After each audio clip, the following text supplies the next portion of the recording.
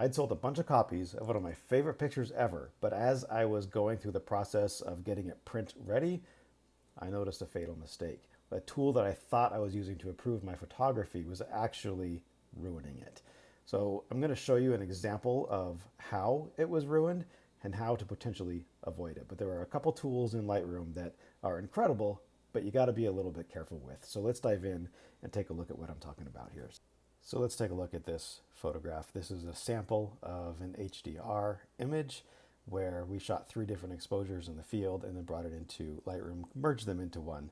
That's typically a really great tool when you're trying to maximize your dynamic range, especially if you're using a camera that does not have great dynamic range. Like in this case, I was using my Canon 80D, which is a crop sensor camera, and it doesn't have the best dynamic range, meaning the shadows can't be recovered as much as they can be with a higher level camera, especially today's mirrorless cameras. So that's where HDR comes in really handy. But if you use it in the wrong circumstances, it can ruin an image. In this example, what happens is this. We get this artifacting because HDR obviously is 3 different exposures, but if there's a breeze, especially in trees and tree leaves, Lightroom has a really hard time matching all that data up into a really clean image. And so then you get this type of look when you really dive into it. And yeah, when you're sharing on Instagram, you're not going to see this, but when you're printing a 36-inch print or larger, then this is going to be seen and you're not going to have happy customers. And this is what I'd found on that picture that I had sold. And what I did is I didn't want to not sell the photograph, so I went into Photoshop and just got rid of all of this type of stuff, which took forever because it was with people. There were moving cars in the image, and I just didn't realize at the time that HDR is not the appropriate tool when you're shooting in that situation. When you have people moving and cars coming in and out of a scene and a breeze moving through the trees, don't use HDR. The other tool that I thought at first was absolutely fantastic is Lightroom's, here I'm going to pull it up right here, Lightroom's blur effect, lens blur feature.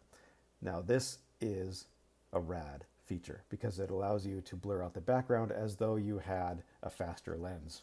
You know, it can make it look like you're shooting with a 1.8 when you were shooting with an f4. You can get that blurred out background and it's just this beautiful bokeh, and it's totally rad. However, there's a problem, and I started shooting portraits and I started to realize this problem because I just thought, okay, I'm just going to blur out the background with this Lightroom tool. Everything's going to be great. Well, everything's great until you take a more detailed look and then you start to see problems. This was a portrait shoot that I did, and this is non-blurred out. She wanted a photo like this, but with a blurred background. I was like, yeah, sure, we can do that. So if we just zoom in here, this is with no effect applied, so this is just as it is naturally. But watch what happens if we apply this lens blur. It's going to be a similar effect to what we had with our HDR problem. Lightroom's great, but in a situation like this, we need to be super, super careful. So you can see that it just leaves a sharp line and kind of gives her a haircut, which I'm not mad about. It takes some of those flyaways away, which is nice. But again, for a picture sharing online, on a screen, on Instagram, it's not a problem.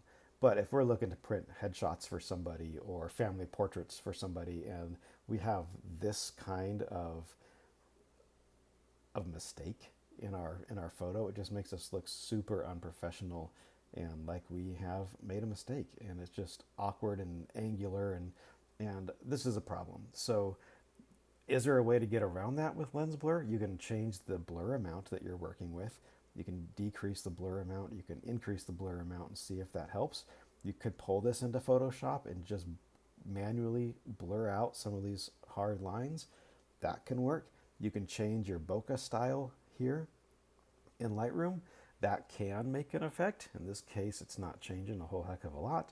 You can change just this cat eye setting here, see if that makes any difference. It does not. And you know, there's things that we can do to try to minimize this. Specifically down here in this focus range, we can move this around and see what we can do to make this effect look a little bit better. Just extend this box. We can take the near focus and try to change that a little bit. What's the answer? Invest in the right lens and be able to get the look that you want, from your camera without relying on post-production. Obviously, that's far more expensive, but use this tool, use it, experiment with it, and see how it looks for you, because there are certain situations where applying a lens blur is going to look great and you're not going to have those hard edges. But in other situations, you are. So play with it, play with these settings, play with your focus range and your blur amount, and see if you can get it exactly where you need it to be. I'm not saying don't use these. I'm just saying if you do use them, zoom in and really look at the details to make sure you're getting the result that you want. Because otherwise, you might have a client who wants their money back, or you just might not be happy with the result if you're printing as a large format. But if you're just sharing online, it's really not going to make a difference. So take all of this with whatever grain of salt you need to, but these are errors that I have found in my photographs that I'm trying to improve and get better and better with. And I thought I should probably share these. So thank you for being here. Please subscribe, please like, please comment, and just let me know how things are going for you and what you think. So thank you for watching. Thank you for spending a few minutes with me.